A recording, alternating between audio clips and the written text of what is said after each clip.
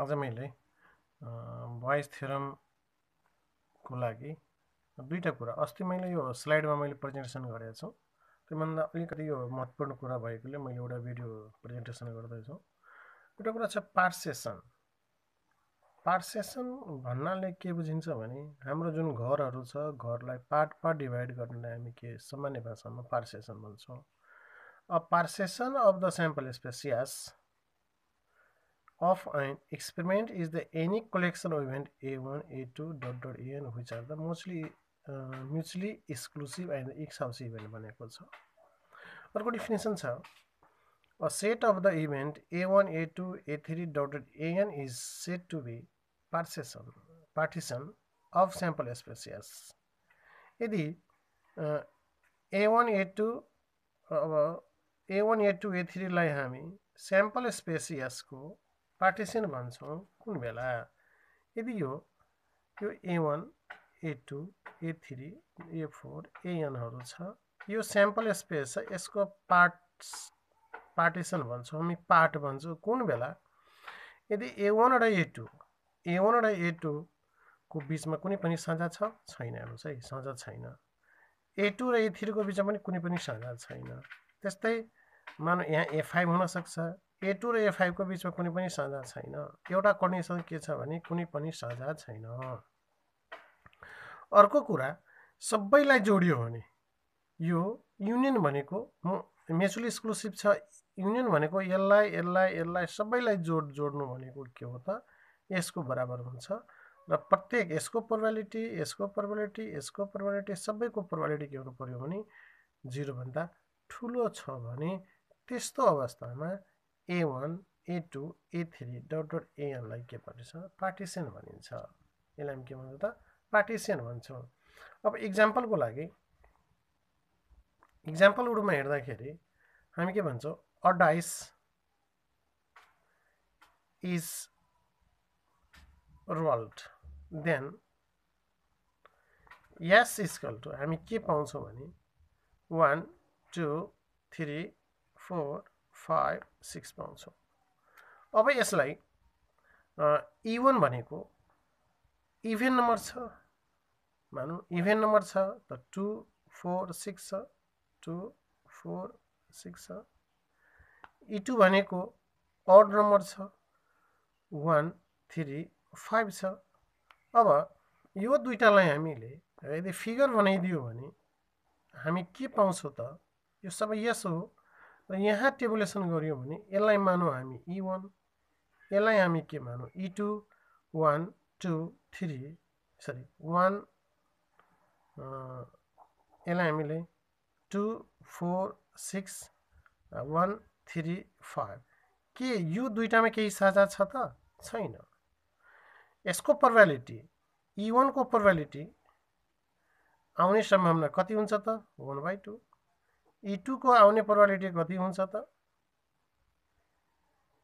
1/2 किनभने यसको प्रोबेबिलिटी कति भयो त 0 भन्दा ठूलो छ अरु कुरा यो सबैको युनियन लियो भने युनियन भनेको e1 युनियन e2 भनेको 2 4 6 युनियन 1 3 5 युनियन लिने बेला सबभन्दा पहिले साझा लिन्छ यसमा साझा छैन भने सबै लिहाल्छौं त्यसो भए 1 2 3 4 5 6 नै हुन्छ भने यो भनेको के को बराबर स्याम्पल s को बराबर भएकोले यो तीनटै कन्डिसन स्याटिस्फाई भएकोले हामी के भन्छौं e1 e2 be the partition of the sample space yes if the dice is rolled एउटा डाइसलाई रोल गर्यो भने यसको प्रोबेबिलिटी कति हुन्छ यो पार्सेसन हो भन्ने कुरा हामीले गर्यो त्यसैले यो क्लियर छ पार्सेसन भनेपछि पार्टिसन है पार्टिसन भनेपछि यसले एउटा कुरा त के हुनु पर्यो यसको इच एलिमेन्ट इच सेट अथवा each element are mutually exclusive हुनु पर्यो अथवा डिसजोइन्ट हुनु पर्यो डिसजोइन्ट हुनु पर्यो हैन अर्को कुरा के हुनु पर्यो त एक्सहाउस हुनु पर्यो एक्सहाउस हुनु पर्यो अथवा सबैको जोड्दाखेरि स्याम्पल स्पेसकै बराबर हुनु पर्यो अर्को each element probability of each लिटी अफ इच एलिमेन्ट अथवा each set greater than 0 greater than 0 यो कन्डिसनहरु सेटिस्फाई गर्यो भने यसलाई हामी के भन्छौं त पार्टिसन भन्छौं यसलाई हामी के भन्छौं त पार्टिसन भन्छौं र अर्को महत्त्वपूर्ण अर्को हामीसँग थ्योरम छ यो अर्को थ्योरम के छ भने अर्को थ्योरमलाई हेर्दाखेरि टोटल प्रोबेबिलिटी भन्छ let E1 E2 dot En be the partition of sample space yes है यसले भनेको छ पार्टिसन छ अथवा यसको र यसको बीचमा इन्टरसेक्सन फाइ छ यसको र यसको बीचमा इन्टरसेक्सन फाइ छ तब A B the any event भनेछ है A B the any event भनेको छ अब यसलाई हामीले हेर्यो भने अब मानौ यो स्याम्पल स्पेस यस छ यो पार्टिसनहरु छ योहरु के छ त पार्टिसनहरु छ जस्तै E1 यो E2 E3 E4 E5 E6 En अब यसमा एउटा इभेन्ट यस्तो छ यो सबैमा इन्टरसेक्सन छ है हेर्नुस् त यो सबैमा इन्टरसेक्सन छ यो हुने यो भनेको ए प्रोबेबिलिटी छ के छ त प्रोबेबिलिटी ए छ भने प्रोबेबिलिटी ए बराबर कति हुन्छ भन्दा पनि प्रोबेबिलिटी ए बराबर यो हुन्छ है प्रोबेबिलिटी ए बराबर यो भइहाल्यो त प्रोबेबिलिटी अफ यहाँ के छ let E1 E2 En be the partition of the sample space yes यो के हो त let E1 E2 dot En be a partition छ है कसको of the sample space S को छ अर्को P each EI greater than 0 छ then A B any event छ A के छ त any event छ भने प्रोबेबिलिटी अफ A बराबर probability of E1 into probability of A by E1 plus probability of E2 into probability of A by E2 similarly probability of कहाँसम्म छ n सम्म भएकोले probability of कहाँसम्म छ probability of En into probability of A by En हामी लेख्न सक्छौं अब यसलाई देखाउनको लागि हामी हेरौं त अलिकति त्यो फिगर भन्दा पनि यसलाई म यसरी क्लियर गर्दैछु जस्तै यो भयो E1 यो भयो E2 यो भयो E3 जस्तै E1 E2 डट यसलाई En भनौं र एउटा यो A छ है एउटा यो A छ हेर्नुस् त यो A छ त प्रोबेबिलिटी अफ A बराबर कति होला यो स्याम्पल स्पेस यस छ क्लियर छ त स्याम्पल स्पेस यस छ भने यो स्याम्पल स्पेस यस छ है त यस पर अब यसमा हामीले के थाहा छ सिन्स यस बराबर यस भनेको E1 E2 E3 dot En छ अब अब ए भनेको के ए भन्नाले A intersection yes A intersection यस हामी हुन्छ है ए बराबर ए इन्टरसेक्सन यस हुन्छ किनभने A B the subset of यस एस ए कसको सबसेट एस को सबसेट हो भने दुईटाको इन्टरसेक्सन लियो भने कति हुन्छ त जस्तै हामीले एउटा इक्जाम्पल हेरौँ ए बराबर छ 1 2 3 एउटा सेट छ बी बराबर छ 1 2 3 4 छ अब तपाईँ ए इन्टरसेक्सन बी लिनुभयो भने तपाईँ ए इन्टरसेक्सन बी लिनुभयो भने 1 2 3 इन्टरसेक्सन 1 2 3 4 छ इन्टरसेक्सन भनेको कमन त 1 यहाँ छ 1 यहाँ छ 1 आइहाल्यो 2 यहाँ छ 2 यहाँ छ 2 आइहाल्यो 3 यहाँ छ 3 छ 3 आइहाल्यो भनेको त ए न हो त्यस्तै ए इन्टरसेक्सन ए बराबर ए इन्टरसेक्सन यस हुन्छ अब यसलाई ध्यान दिएर हामी हेरौँ यहाँ के छ अब यस भनेको के यो भनेको E1 E2 E3 यस भनेको यसलाई union union union union union union अब कति गरौँ E1 गरौँ अब यसको इन्टरसेक्सन लियो भने A intersection E1 union of A intersection E2 union of अब डट डट में लेखें union of A intersection EN हेरौँ त A intersection E1 भनेको यो पार्ट यसलाई भन्छौँ A intersection E1 हेर्नुस् त यसलाई डबल सेटेड छ यसलाई हामी के भन्छौँ ए इन्टरसेक्सन E2 तपाईँ यसलाई के भन्नुहुन्छ A intersection E3 A intersection 4 यसलाई मैले के मान दिएँ A intersection AN A intersection EN अब यसलाई सबैलाई जोडियो भने के को बराबर हुन्छ त भन्दा पनि हामीले के भन्न सक्छौँ यो त ए सेट नै होला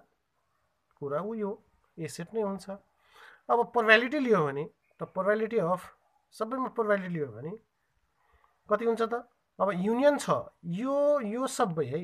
हेर्नुस् त यो ध्यान दिएर सर यो सबै यो के हो त म्युचुअली एक्सक्लुसिभ इभेन्ट हो किनभने कुनै पनि साझा छैन अब हामीले के थ्योरम पढाएको छ भने A and B are mutually exclusive event छ भने probability of A union B is equal to probability of A plus probability of B हामी लेख्न सकिहाल्छौँ since this and यो these are the mutually exclusive event so the सबैलाई probability लिइहाल्यो भने के हुन्छ probability of A intersection E1 plus probability of A intersection E2 dot probability of A intersection EN हामी भन्न सकिहाल्छौँ यसको प्रोबेबिलिटी भइहाल्यो अब फेरि हामीले कन्डिसन प्रोबेबिलिटी के पढाएको छ भने कन्डिसन प्रोबेबिलिटी अफ ए मा कन्डिसन प्रोबेबिलिटी के छ हामीसँग त प्रोबेबिलिटी अफ के कन्डिसनमा A by E1 into probability of E1 पढेकै छ हामीले प्लस यसको कन्डिसन के हुन्छ प्रोबेबिलिटी अफ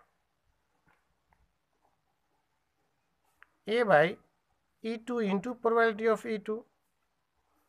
प्लस डट मैले लेखेँ probability of A by EN probability of A by EN into probability of EN लेख्न त पाइन्छ यसरी यसलाई हामी के भन्छौँ त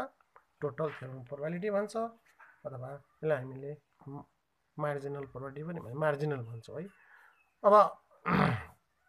यो धेरै काम लाग्छ यसलाई हामीलाई काम लाग्ने भएकोले यो मैले यसलाई एकपल्ट फेरि रिभाइज गरेको छु अब अर्को छ जुन महत्त्वपूर्ण हामीसँग थ्योरम छ र यो आज मैले जुन यो 22 थ्योरम छ 22 थ्योरमलाई अलिकति मैले यसको हिन्ट कुरा गरेको छु बाइस थ्योरम भनेको मार्जिनल प्रोबेबिलिटी अथवा टोटल थ्योरम प्रोबेबिलिटीमा आधारित छ। बाइस थ्योरमले के भन्छ कि यो अघि जस्तै E1 छ, यो E2 छ, त्यस्तै E3 छ, त्यस्तै मैले लेखे यहाँ भनौँ E4 E5 छ, E4 छ। अब यो भनेको एउटा ए हो, ए हो, यसलाई मैले के भने ए भने। ए भनेको यो पार्टलाई हामी के भन्छौँ E1 इन्टरसेक्सन ए, यो पार्टलाई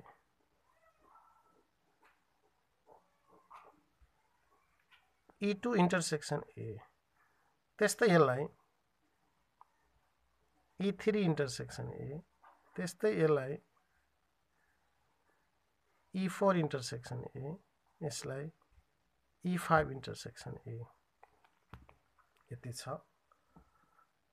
अब त्यही भन्छ E1 E2 and the n mutually exclusive and the exclusive event with non-zero, यो सबैको प्रोबेबिलिटीहरु यसको प्रोबेबिलिटी यसको प्रोबेबिलिटी यसको प्रोबेबिलिटी के छ, 0 भन्दा ठुलो छ। and A be the any arbitrary event of the sample space yes भनेको छ, sample space yes छ। अब यसले के भन्छ कि एउटा हामी बल ड्र गरौँ, एउटा बल ड्र गरौँ, जुन बल ए बाउन्डेड छ, यसै भित्र आउने, यसै भित्रबाट आउने, तर E1 को सम्भावना कति छ? ए यसै भित्र आउने, यसै घेरा भित्र आउने, तर E1 को सम्भावना कति छ? यसै घेरा भित्र आउने E2 को सम्भावना कति छ भनेपछि यसलाई EI भनेको छ, I बराबर 1 2 डट डट डट, हामी n सम्म कुरा गरेका छौं। अब यसलाई हेर्दाखेरि हामी के भन्छौं, प्रोबेबिलिटी अफ कहाँबाट आउने? ए बाउन्डेड छ है, तर E1 बाट आउने सम्भावना बराबर प्रोबेबिलिटी अफ यो पार्ट इन्टु पुरा ए, त probability of E1 intersection A by probability of A हो, यति लेख्न पाइन्छ। E1 बाई ए भनेको बाई कन्डिसनल प्रोबेबिलिटीबाट हामीले probability of A by E1 into probability of E1 लेख्न पाइन्छ। ए भनेको टोटल प्रोबेबिलिटी, त टोटल प्रोबेबिलिटी यसको कसरी निकाल्न सकिन्छ? अब प्रोबेबिलिटी अफ ए बराबर हामी कसरी निकाल्न सक्छौं? प्रोबेबिलिटी ए भनेको यसको सम्भावना कति होला? त हामीले के गर्न सक्छौं, probability of A by E1 into probability of E1 plus probability of A by E2 into probability of E2, त्यस्तै probability of A by E3 into probability of E3। यो कतिसम्म छ? 5 सम्म छ भने हामी कतिसम्म लाग्छौं? Probability of A by E5 into probability of E5 लेख्न सकिन्छ। यही भनिन्छ 22 थ्योरमबाट। यसैले हामी के भनेको छ, 22 थ्योरम भनेका छौं। र 22 थ्योरमले अब तपाईलाई 1 को निकाल्नु छ, तर यो कहाँसम्म छ त? n सम्म छ भने मैले n सम्म ल्याएको छु। अब यसैमा तपाईलाई प्रोबेबिलिटी अफ कसको निकाल्ने?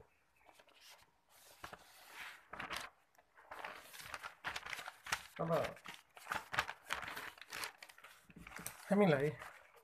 यसको निकाल्नु छ, यसको प्रोबेबिलिटी निकाल्नु छ। कतिवटा छ? डट डट n सम्म छ, मानौ मैले बढाइदिएँ। कतिवटा छ त? En सम्म छ। त En सम्म छ भने हामीले कसको प्रोबेबिलिटी यसको निकाल्नु पर्यो। त probability of E1 by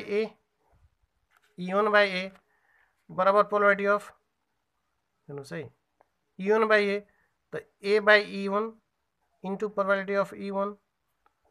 by total total भनेको के a by e1 into probability of e2 so e1 plus probability of a by e2 into probability of e2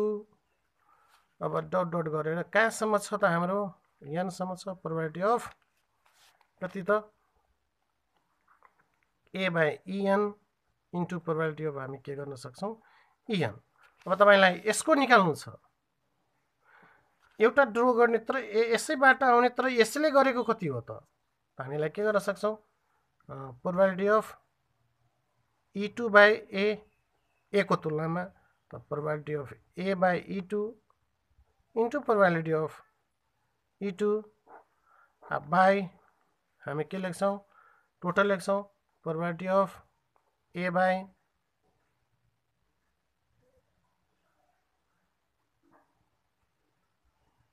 e2 a by e1 into probability of e1 plus probability of a by e2 into probability of e2 either son probability of a by en into probability of en तपाईलाई 3 को निकाल्नु छ 3 लेखौं तल जस्ताको त्यस्तै अथवा यसलाई हामीले छुट्टा छुट्टै निकाल्दियो भने यसरी पनि यसलाई गर्न सकिन्छ probability of e1 by a is equal to probability of e1 intersection a by probability of a पनि गरेको छ यसरी पनि यसलाई हामी गर्न सक्छौं अथवा यसलाई हामीले since probability of e1 intersection a बराबर probability of कति a by e1 into probability of a निकाल्न सकिहालिन्छ त्यस्तै यसलाई सर्टमा हेर्यो भने अब a को प्रोबेबिलिटी निकाल्नको लागि हामीसँग कति कति छ त probability of a by e1 into probability of e1 त्यस्तै probability of a by e2 into probability of e2 probability of a by e3 into probability of e3 कति सम्म छ यदि probability a by en into probability of के हुन्छ en हुन्छ कति सम्म छ र यसलाई ठ्याक्कै हेर्यो भने यसरी हुन्छ यसरी हामीले e1 e2 e3 अथवा e1 e2 dot dot en गर्न सकिन्छ यो 22 थ्योरम भनेको यो कन्सेप्टमा आधारित भएकोले यसरी हामी 22 थ्योरमबाट गर्न सक्छौं र यो थ्योरम धेरै महत्त्वपूर्ण छ